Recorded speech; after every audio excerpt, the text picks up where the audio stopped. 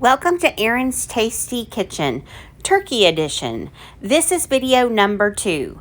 Make sure and watch video number 1 so you can see how I brined the turkey. Hi everyone, welcome to Erin's Tasty Kitchen. We're gonna cook a turkey. Super excited. Okay, I've got the turkey. In case you didn't see the episode before this one, I took the turkey out of the brine this morning and just with paper towels, just dried it and then put it back in the refrigerator with nothing over it. I put it back in the container that it was in with no liquid in it, and then let it sit in the refrigerator, and it dried for a little bit. Then I have had it out at room temperature for about 30 minutes just to get that refrigerator cold off of it. And so now we're gonna get it ready. So I've got it in the pan that it sits in with the celery going this way and then the turkey sitting this way, if you had a rack. I actually do not have one. My oven is too small to have a pan that has one, so I made my own rack with the celery. I have also seen people do celery and carrots as their rack. Doesn't matter as long as you just have, and it doesn't have to be completely off the ground. It doesn't have to be completely off of the pan. It just helps it, I feel like, cook evenly. That's just my my opinion and what I have noticed when I've cooked turkeys before. Okay, so now we're gonna get the turkey ready. I've washed my hands. I have everything lined out, ready to go, so that once I get everything moving, I make sure and stay with clean hands. I will stop in between and wash my hands as well. Okay, so we're going to start with salting first. I've already done this, but I'm going to show you. You lift the skin up, and there's a layer of skin that you kind of poke through, and then you just use your hand, and you just get, trying not to rip a hole. You're just going to move your hand through there and loosen that skin, so that, because we're going to put the butter in this. And then also, if you raise the leg, there's a little bit of skin right here that you can loosen, and that way you get it on your thigh and up into the leg as well. So I try to butter the entire bird, and I feel like it gives you a moist, it's juicy, it is not dry. Okay, so I'm gonna wash my hands.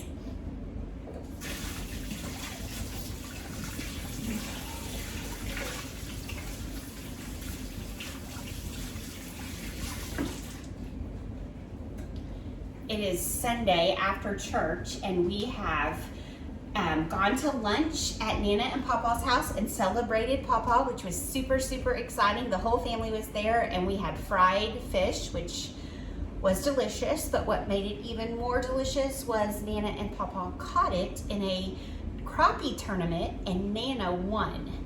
I think Papa won something too, but Nana is my hero. She caught lots of crappie, which is our favorite for a fish fry.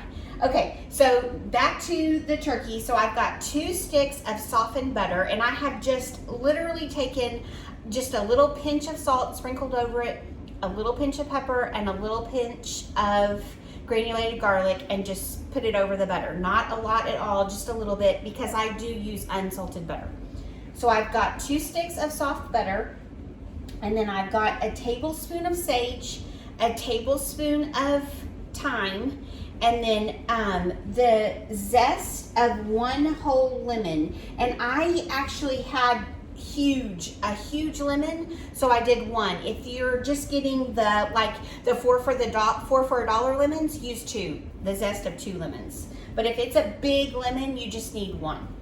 And then the fresh thyme and sage, If you do not have that, that is fine. You can use dried. You're just going to use a teaspoon of ground sage and a teaspoon of dried thyme.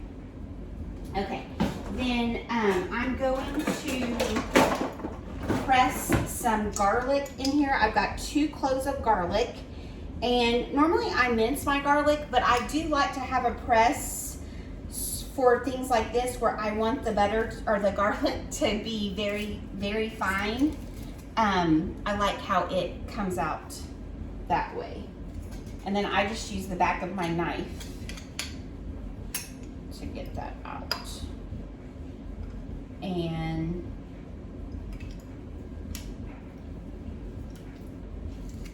you just want to make sure you get all of it pressed in, and then just use the back of your knife to scrape that in.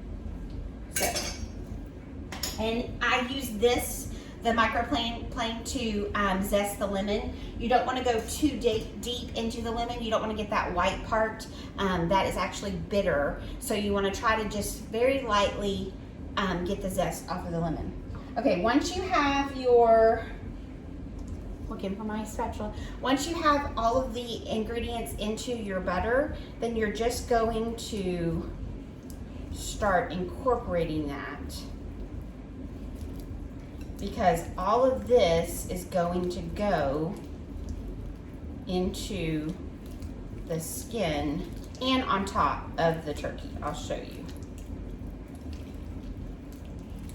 Okay, so we've got that done.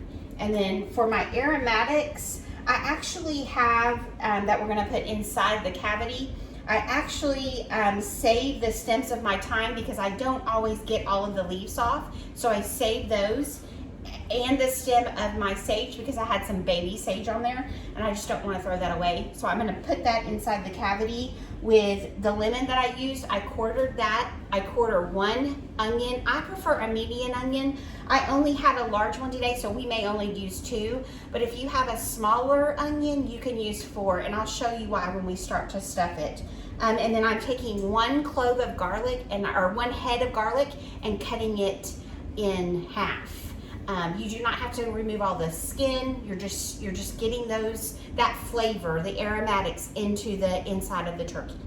Okay, then I have 2 tablespoons of Redmond salt, 1 tablespoon of granulated garlic, and 1 tablespoon of ground pepper. Okay, so I'm gonna just mix that with my hands, and we're going to first, and I'm probably going to use maybe a tablespoon of this, but at first I'm just going to lift this bird up. It's kind of heavy. This turkey is 12 pounds, so a little bit, like right at 12 pounds. So I'm gonna take the salt in my hands and I'm just going to move the turkey around so that I get that salt all on, and the granulated garlic and the pepper all in that cavity, okay? And then how I have loosened the leg and the skin, you can see that opening, and I'm putting it in there. So all of that flavor. Then what I do is I kind of turn it upside down like this and on my tippy toes so that I can get the top part of the cavity, if that makes sense. Okay, so then we're gonna put it back on our rack, and I'm gonna wash my hands.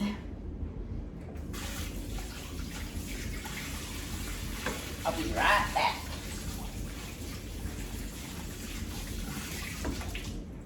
I wish my sink was closer so y'all could see. Okay, so we've got that part down. Now we're gonna do the butter. So what I try to do, it just depends on, I've done this so many times that it just depends, but I take about 1/3 of the butter mixture, and then, and I am right-handed, so it's just easier for me to use then I just take it and I'm just going to just kind of move it up. Now this is why I dry the turkey, because I do feel like it makes it easier to do this. Once I get the butter where I can kind of hold it, then I just kind of move it like this on the top. So I'm holding the skin down here, and then I'm just using pressure to move that butter. And I feel like it is easier to do it this way and make sure you get all of the breast covered than if you were to have a cold and wet turkey. It's better to have a dry and it's still cold, but it's not as cold as when it came out of the refrigerator, if that makes sense. Okay, so then I'm gonna use another third of the butter, and I'm gonna do the same exact thing on this side, and I just kind of place it on there, and then with my thumb hold that skin under, and then with my other thumb and fingers just kind of press that over the breast. Okay, and I think you guys can see the difference in the color of the skin, and that yellow is the butter. I do use grass-fed butter. I'm so excited to have an Azure order, my first Azure order, and I've got butter coming in, and I'm so excited to see how it is. This is Kirkland's, which is Costco grass-fed butter. Okay, so even on the camera, I can see, I feel like I got that good and covered on the skin. So then I'm gonna take a half of that third, or even a third of the third, and I'm just going to lift the leg, and in that little hole that pocket that I did right there on the thigh, I'm gonna do the exact same thing. And I'm just going to, some of it popped out. I'm just going to put it and make sure that it gets on that thigh. And you can also move some of it up on that leg. Okay, and so then I'm gonna take a third of that mixture and do the other side. And it helps if you loosen your skin and do all of that stuff before you get to this part. So then all you're doing is just moving and going. You're not having to stop or anything. Okay, and so that just, get that pocket, get that all down on that thigh and underneath.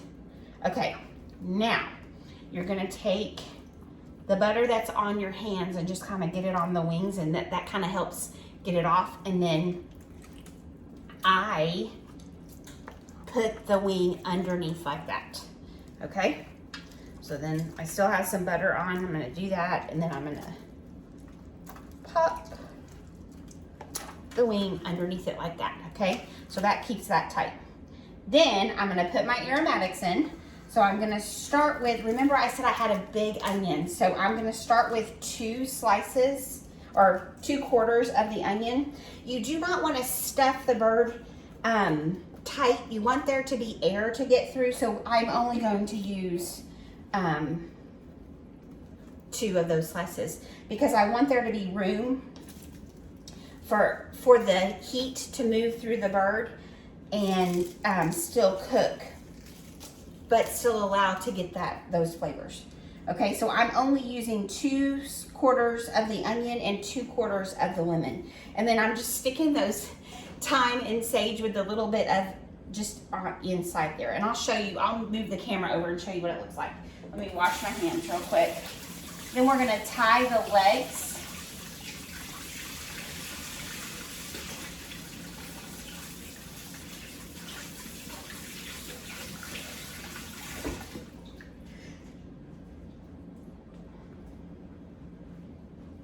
Okay, so now Jeff and I went to Kerrville a couple of weekends ago, and there was a Gibson's, which I don't know if you all know what that is, but there was one in Duncan and then one here in Vernon, and they closed a long time ago. And I was shopping while Jeff was at his conference, and I texted him and I was like, oh my gosh, there's a Gibson's. And he thought, there's no way it's the same Gibson's. Well, it ended up that it was. It's family privately owned. Gibson's has, of course, closed, but this family has kept it open and still carries the same thing. So it was so awesome. Well, they had this string holder, and I use so much twine when I'm cooking, and so I was so excited to find this. And it has this really cool where you can cut it. It was so awesome. It was super duper fine. So I was super excited to find that for Thanksgiving. Okay, so I just have about this long of a twine, and I'm literally just going to cross the legs, and you can totally do this one-handed. So I went under and over, and then under and over again, and then I am just tying tight like that. And then I don't know if this knife is sharp. I haven't sharpened my knives yet. Sharpen your knives. Or have your scissors handy. Yes, sharp knives are so important for Thanksgiving. Get your knife sharpened. Okay, so now I have a third of that third that I did, and I'm just going to make sure and get all of this yummy goodness. And this time, I'm putting my hand kind of like a glove into a baggie, and I'm making sure that I get all of that. And then I'm just going to, with the baggie, make sure that I get that butter all over the turkey. Now, why am I using the baggie? I have found that the heat of your hand directly onto the bird makes it very hard to get this really good and slathered on the bird. So I use the baggie because I just feel like it helps me, and it is a little bit easier for cleanup. So now I'm gonna get rid of all of this. Unfortunately, I am gonna throw away the onion and the lemon because it was on my cutting board where I had the turkey. So unfortunately, I do have to do that, and I would not normally do that. I should have been more prepared. So there is a lesson. Be prepared. Don't throw away your stuff. It might even be better to have it off to the side, and then you can use tongs to get it. That would be helpful as well. Okay, I'm gonna turn you off just for a second so I can flip the camera so that you can see the inside of the turkey. Okay, so here's the inside. So you can see that I leave room. I don't fill it all the way to the top with the aromatics. And then I do just kind of tuck that skin in. I don't know how to do it one-handed. I just kind of do like that. Just kind of, I don't know if that'll hold it, but we'll see. All right, I'll be right back.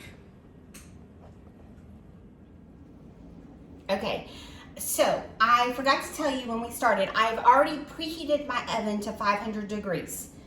And I have already gotten my tent or hat for the bird. So for the first 30 minutes, we put it in the oven at 500 degrees. And y'all, I learned this from Alton Brown. I'm pretty sure it was the first year that we were married. No, it would have been, yeah, it would have been in that first year. It would have been Thanksgiving of 2005 where I learned, or no, 2004. It would have been Thanksgiving 2004 where I watched Alton Brown so that I could cook the turkey. So I recommend you all watching that, and I will try to put that in the link. I'm new to this YouTube stuff, so I'm trying to learn all of the dropping the links and all that stuff. So I will try to do that. So what you do is you fold your tent and just like you would a hat or to start an airplane. And then you're just going to put it down with the butter, where the butter is, so that it gets, and then you just cover, it's basically covering the breast. So it's actually covering a little bit of the leg, which with this heritage bird, I'm actually okay with that. If you're doing a regular turkey, you can fold it up to where a little bit of more of the leg is showing, and that is fine. But with the heritage bird, I really want to keep those legs juicy. So I'm going to leave a little bit of foil on that too. Okay, so then you lift it up, and then you have butter on your tent, and you're just going to flip it over upside down and just leave it on the counter ready to go, so that when that 30-minute timer goes off, you can add your tent. Okay, then if you did not save the neck, you can totally use chicken broth or chicken stock or turkey broth or whatever you might have. What I did is I used the neck, and I filled the water to the top of this with 1 onion, 1 carrot, 2 celery, and I think I did 4 or 5 cloves of garlic, and I just let this boil till it was half. So everything has cooked. At the 30-minute mark, I'm going to pour in, we will lower the temperature of the oven to 350. I will strain this and just have the liquid and pour this into the bottom, and I will put the tent on, and then it will cook for another hour and a half, and we will check it again. We'll check the temperature. Other than that, I don't open the oven, and except for the one time of the 30 minutes. And then after an hour and a half, for about a 12-pound bird, after an hour and a half, I will check it.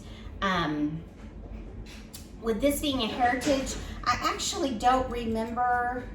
I might actually check this one at an hour to see what the temperature is of the thigh and the leg, because because of what we're doing this 500 degree, I know the breast is going to get cooked, and it's going to be a beautiful color on the top. We just want to make sure that we have the right temperature on the thigh and the leg. So I will check breast and thigh and leg, or in between the thigh and the leg, at maybe an hour and 15-20 minutes, and then we'll see where we were at. Okay, so I will see you in a little bit. I forgot. Before you put it in the oven at the 500 for the 30 minutes, you're going to drizzle just a little bit of either olive oil, or I've got avocado oil here. You're just going to drizzle a little bit, and that will help the butter not burn. Okay? And I have my thumb over it, so it's not coming out very fast. Okay, so now I'm going to put it in the oven.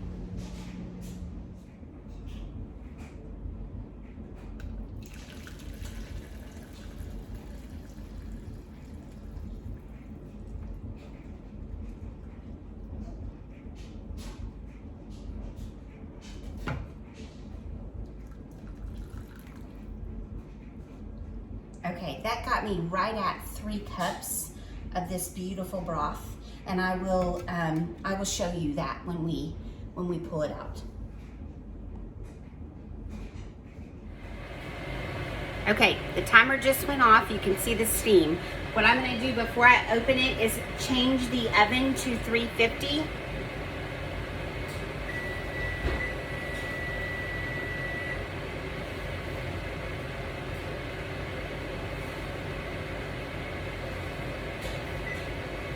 And then that way, when I'm done doing this part, it'll be ready to go when I close it. Because a bunch of steam is going to come out. Like I have set the fire alarm off before. Okay, and there is the turkey.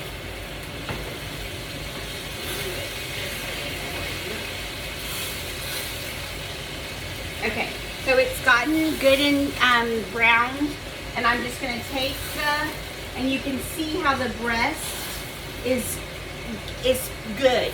So then I'm going to take this, and I'm just going to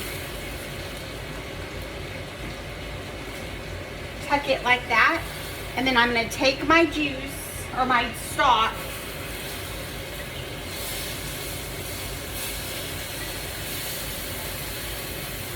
and carefully pour it.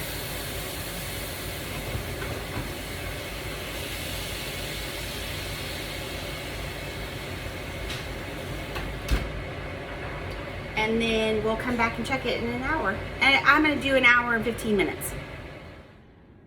Okay, my timer just went off. It's been about an hour and 15 minutes at 3:50, and I am checking temperature. So let me see if I could show this. I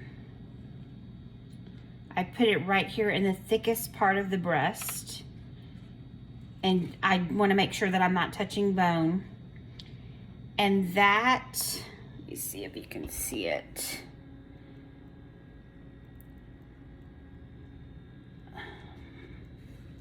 You see my sink with all my stuff in it. Okay, so that is right at 165, which that's what I want, because I'm gonna let the bird rest for a good hour. So so it will continue, but 160, 165 is what I always check to make sure that the chicken breast or the turkey breast is. And then you stick, this is always a stickler for me. I'm gonna try to get y'all. Then I hope you can see this. At the breast and the thigh, you stick it in, and you do not want to touch bone. So it just went straight in. I didn't touch any bone. And that also goes to 160, and the juices are coming out dry, or coming out clear. And then I check it again, kind of where the right in between the socket of the breast, of the leg and the thigh, and that also goes to 165. And again, the juices are coming out clear. So I am going to, I know that it is done. It did not get as brown as I would like it on the top. So I'm gonna stick it back in the oven without the foil for just 15 minutes. And then I'm gonna come check it, and that should evenly brown that, the breast part again. Not necessarily that you need that done. I like that. Also, did you see how the herbs that we had in the butter, see how those I think that is really pretty to have the flakes of the herbs on the inside. And then of course, when we cut that breast, it's going to be delicious. We are actually not going to eat this today. I'm actually going to have it tomorrow. And so then I will show you how to reheat after you have done it. So in that case, you don't necessarily have to put it back in the oven, because you're not serving it on Thanksgiving Day. If you're going to do like I'm going to do, my grandma, she always made the turkey days before. So I'm going to show you how to do it and warm it up the next day, so that you still have a juicy piece of, so that it still looks good. So I will show you that tomorrow. But right now, I am very happy with this. Now remember, I had a very small bird. If you have a 14 to 20 pound bird, I would totally look up the amount of time. I know that Alton Brown, oh, Oscar's saying hello. I know that Alton Brown, if you look up his roasted turkey recipe, his is a 14 to 16 pound bird, and it is 30 minutes at 500. And then I'm pretty sure 2 to 2.5 hours, or maybe just 2 hours at 350 for it to come to the right temp. But the most important part is letting it rest. So now I'm going to tint the entire pan and let this rest for an hour, and then I will slice it up and get it ready to reheat tomorrow. Hello. So I just did an entire video of cutting the turkey, or carving the turkey, and it did not record. So I'm going to show you, I'm going to lift this up. Look, let me see if I can tilt you down. There's the empty turkey. Gosh darn it. Okay, so let me show you. I cut the breast. I've got the 9x13 pan, and I strained the juices that it made, or the broth, and I strained that, and then I put that in the bottom of the 9x13 pan, and then I cut the breast. I don't know if you can see how juicy that is, but it is not dry at all. And then I just kind of snuggle them down in between the leg and the thigh. So I just cut just the leg and the thigh together. I don't know, it was sitting in the broth, but it's so good, you guys. It retained all of its juices. It's just wonderful. And so I'm actually going to put foil over this and put this in the refrigerator, and then I will warm this up tomorrow, and I'll show you how I warm it up. I actually take it off of the dark meat off the bone, and then warm it up in the broth, and then that way you don't lose the juicy meat. You retain those juices. And so if you need to have Thanksgiving prepared before your company comes and you're going to warm it up the next day, it can be done and still be totally delicious. So I will show you all that tomorrow. And then the meat that is left over, I did not cut the wings because I don't usually do that. What I do is I shred that meat off, and then we use that during the week for different recipes, like turkey tetrazzini, turkey pot pie. I'm trying to think of what we've done in the past, but just those kinds of things that you would use with white meat, because I have all of the dark meat off in the pan. But anyway, oh, I'm so sorry you didn't get to see me carving it, but it was beautiful. And I can show you on the cutting board. I picked it up. Let me show you. You can tell that because I let it sit for an hour, just that little bit of juice, not much juice, came out onto the cutting board. And so that is a really good sign that your turkey is kind of held on to those yummy juices. So we will come back tomorrow and show you our fun little Thanksgiving dinner before Thanksgiving.